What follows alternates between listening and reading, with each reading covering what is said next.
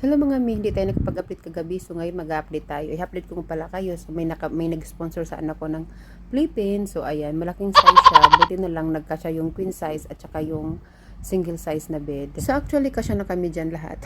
Kasya kami lahat dyan. Pati yung yung isa kong anak. Kasya kami talaga dyan lahat. So ayan, komportable na yung anak ko. Naglalaro siya. Paikot-ikot-ikot siya dyan. Kasi nag-i-start na talaga siyang tayo-tayo. So ito nga mga may yung aking pangalawang anak ay nag-request sa akin ng french fries. Actually kasi may lagnat kasi siya kaya nag-request siya kasi comfort food niya kasi yung french fries kaya nilutuan ko na lang siya. Pero hindi naman marami yung pinigay ko, yung sakto lang sa kanya at kinainan ko rin niya. So dito naman tayo sa kusina, gagampanan naman natin yung pagiging mabuting ina.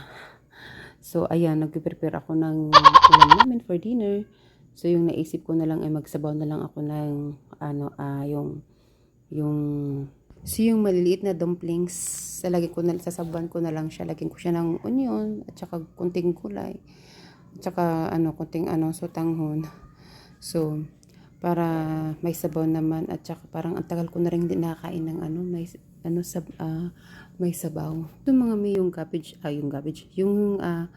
dumplings, nilagyan ko siya ng cabbage at saka onion leeks at saka onion, garlic, at saka seasoning, at saka konting salt, at saka yung dashida. Naglagay rin ako ng isang pirasong egg para medyo para may egg. So para magdagdagan yung kanyang lasa. So ayan, pero nagustuhan naman ng asawa ko yung ganyan na yung niluto ko na ganyan. So kumain naman siya. So habang may ginagawa ko sa kusina, ito naman yung aking anak ay nakatulog na.